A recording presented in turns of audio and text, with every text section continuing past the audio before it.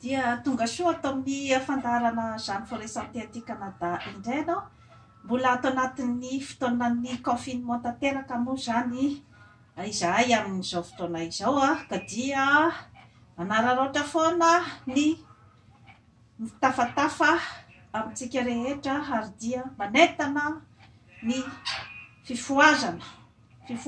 saina, fifoazan'ny vatana, manentana ny herim-po, miakatry ny tendrombohitra anty coronavirus ity daholo isika mianakavy. Mbola tsy amin'ny atsasany akory zao tompoko lahy sy tompoko vavy, mbola aty ambanimbany aty kanefa tsy maintsy akarana ny tendrombohitra, tsy maintsy mampifoha ny saina, ny vatana ary ny fanahy. Inona no atao hiatrehana an'izy ity? Aty zao dia mirongatra dia mirongatra indray zany ny areti-panahy, ny areti-tsaina. Maro dia maro ny violence conjugale, ny olona mifamono, izay indray zany no endriky ny coronavirus izany amin'izao fotoana izao aty Canada. Teo zao dia mbola misy olona avy namono olona maro dia maro, tsy latsaky ny 9 tamin'ny basy. Inona moa nambadiky izany zavatra rehetrarehetra izany fa ny fikorontanan-tsaina, satria ny coronavirus dia tsy resaka aretina ihany mikroba no hiadivana amin'izao fotoana izao, fa dia ny fiatrehana ny sosialy, ny aretina rehetra ateraky ny coronavirus, ny aretina ara-sosialy, ny aretina ara-kulturaly, ny aretina ara-ekonomika, manaraka daholo an'ity coronavirus ity. Ka dia azo lazaina fa ny tsirairay no tokony ahafantatra ny tokony ataony, satria miady amin'ity daholo na ny goavana na ny madinika. Ary ao anatin'izay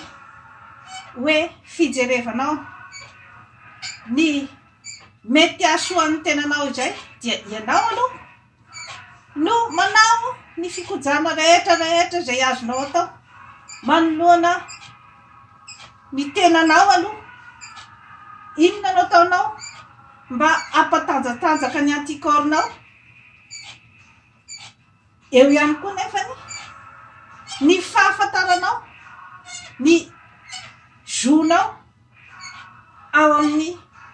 firenena izay misy ianao. Zava-dehibe izay zavatra izay, satria efa samy miomakomana amin'ny plany daholo ny olona rehetrarehetra. Ny mpivady mifamono amin'ny tokantrano maromaro amin'izao fotoana izao. Inona moa ny antony? Raha vao miresaka ny resaka violence conjugale dia ny ao an-tsaina voalohany dia ny hoe adin'ny mpivady io, izany hoe somary amoramoraina ihany zany io zavatra io raha Madagasikara dia tsy sahalazaina, satria manahaka ny tokantrano tsy ahaka. Nefa dia mampangirifiry dia mampangirifiry tanteraka ny olona izay hiarana. Inona moa ny violence conjugale? Ny violence conjugale dia ny hoe ny matanjaka manapatra ny heriny amin'izay everiny fa osaosa kokoa noho izy zany raha ara-batana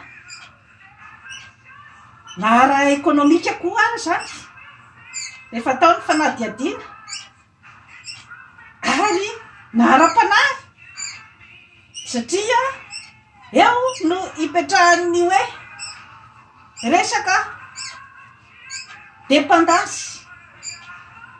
zany hoe olona iray zany a miakina tanteraka amin'izay olona miaraka aminy ny fiainany ray manontolo ka dia izay anaovan'iny olona iny azy eo zany efa nazavay teto ny resaka dépendance affective izay mbola maro dia maro zany a ny olombelona miaina ao anatin'io dépendance affective io. Ny violence conjugale dia zava-misy amin'ny fiainana rehetra io fa tsy ao tokantrano ihany ny atao violence conjugale. Ny vaventy izay manaporiporitra ny madinika dia efa endrika violence conjugale izay. Ny firenen'dehibe izay manaporiporitra ny firenena madinika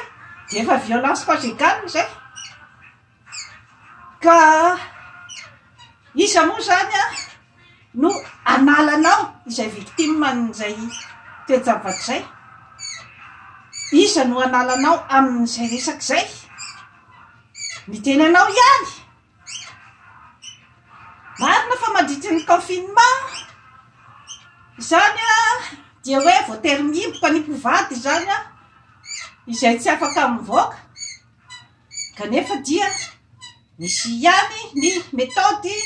izay azonao analefahana an'izany zavatra zany raha matody eo amin'ny resaka prévention. Inona no mety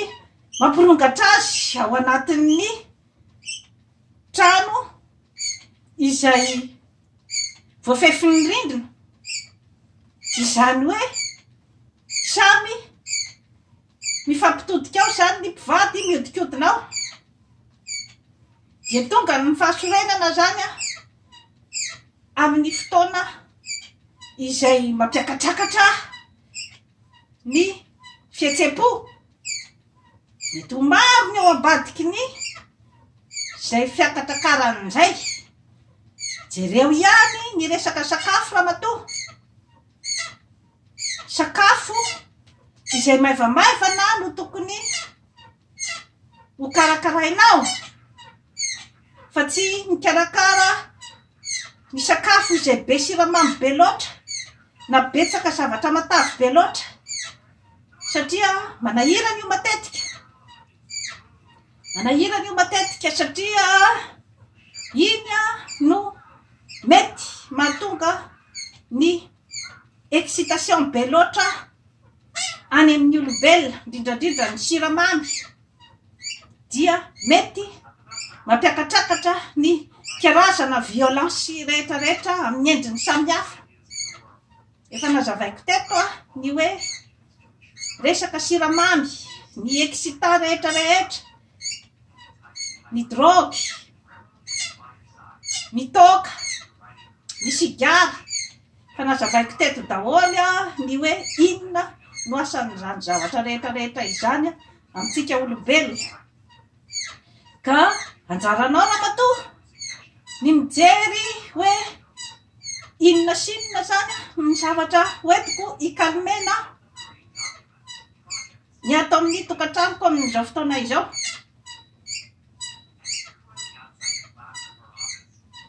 Ny violence amin'ny endriny rehetrarehetra araky ny teniko teo dia tsy ao tokantrano ihany fa izay mandreny tena ny matanjaka matetika dia manao ny herisetra any amin'ny madinika. Ka anjaranao madinika izay hiaran'izay herisetra izay no mitadiny ny vahaolana amin'izay ialanao tao. Ho anao raha matoa gamba izay hoe tsy afa-miala ianao satria gamba raha mise zany no mampidibola dia tezao ny ankizy vavy anana ny indépendance tsy iakinakina tanteraka amin'ny rangahy vadiny tokony ampidirinao tsara ao anatin'ny sain'ny zanakao vavy zany a izay zavadray raha ohatra ianao tsy afa-miala satria ny tsy fijerevana ny olana amin'ny fotony dia miteraka fiverimberenan'ny olana izay atolaka foana any amin'ny vitana sy ny anjara rehefa tsy jerenao any amin'ny fotony ny olana dia atolaka ao any amin'ny vitana sy ny anjara zay no zavadoza zany a amin'izao fotoana izao amin'ny famahana ny olana amin'ny ankapobeny zany a ao Afrika sy Madagasikara. Mila mifoha ny Afrika sy Madagasikara. Ankehitriny zao a dia malaza any amin'ny vaovao rehetra any koa fa ananany sinoa olana indray zany a ny Afrikanina izay mipetraka any Chine izay ambarany fa ireo no taona mitondra ny coronavirus amin'izao fotoana izao ka dia ataony aza lambo tiany roany. Inona moa no mahatonga an'izany zavatra rehetrarehetra izany dia ny hoe satria ny Chine no lazain'ny firenena vaventy amin'izao fotoana izao fa izy no nahatonga ny coronavirus dia mba mitady koa izy zany olona ho karavasiny koa ataony bouc émissaire manoloana io zavatra io dia ny Afrikanina. Mieritreretra isika mainty hoditra, mieritreretra isika ty Afrika satria efa miady ny vaventy dia tiany atolaka ty amintsika satria isika efa zatra foana na ny liana ny rihatra rehetra rehetra ka raha ohatra ka mbola tsy mifoha isika zany amin'izao fotoana izao dia mbola ilika aty amintsika daholo koa ny zavatra rehetra rehetra saingy nefa nisy réaction zany ny Afrikanina ny hoe andao korotanina koa zany nisy no rehetra zay mipetraka eto Afrika efa nisy nandoro ny entreprise ny sinoa ary dia efa nisy roany zareo koa zany ny sinoa izany hoe efa manomboka fifoazana zany izay zavadray satria raha ny nampanankarena ny sinoa hatramin'izay nge dia i Afrika dia mba somary mampalahelo ihany hoe izay no réactiony amin'ny Afrikanina rehefa ao anatin'ny problème izy zay ilay fiainana aminy ka raha ohatra zany ianao izay voan'ny tsindry azo lena foana hatramin'izay no manaiky foana dia izay no madoanao. Ny Afrika dia nanliana ny rihatra foana nefa izy ny tompony ny arena rehetra rehetra mahagaga dia mahagaga zany zavatra zany ianao tompony ny arena no ambanina indrindra amin'izao fotoana izao nefa ny olona rehetra maka ny arena ao aminao dia iverenako ihany ireo mpitondra Afrikanina izay mivarotra ny olona ho aminy ny mpiray firenena aminy izay ambanin'ny tany vaventy izay fampirarahanao eo foana nge ianao sy ny firenenao any nge ny fipetraky ny zavatra rehetra rehetra tompoko dia mino aho fa raha mifoy Afrika sy sy Madagasikara amin'ny tindray mitoraka tia dia ho aty amintsika ny puissance mondiale fa mbola eo ampelantanan'ny mpitondra ihany sy ny manam-pahaizana afrikana sy ny malagasy ny baolina hoe mbola naiky foana ve ny potomofo avy any amin'ny firenen'lehibe amarotana ny tanin-drazanao sa mba andray an'izay ny opportunité amin'ny tindray mitoraka ty hoe tsy manaiky tsony ny potomofo izay mety ho lany amin'ny fotoana voafetra rehefa tsy miodina ny potomofo ane de lany io e sa ve mba anandratra amin'izay ny fireneko izay efa mangetaetan'izany hatramin'izay ary dia anandratra avo hitondra ny fanovana sy ny fivoarana ho an'ny Afrika sy Madagasikara. Teny atolotro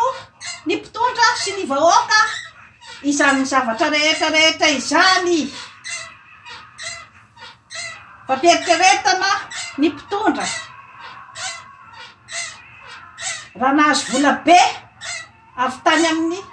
OMS sy ny Banque mondiale ianao dia mbola eritreretinao foana ve iny hoe asitrika ao dia hoentinao mandositra sa mba hoeritreretinao amin'izay hoe alefa amin'ny tokony ho izy amin'izay ampandrosoanao ny firenenao mba alefanao amin'ny tena destination tokony ho izy any amin'ny valala tsy mandady arina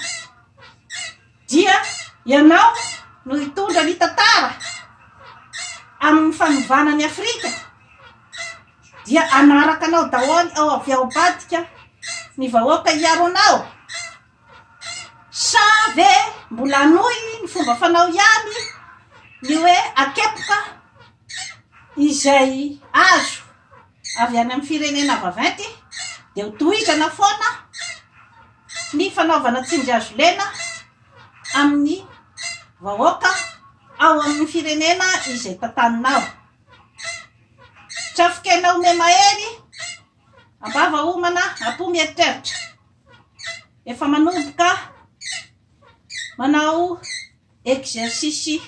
mafimafy ihany ny tenako zao fa efa nahazoazo poids kely nadritran'ny confinement ka dia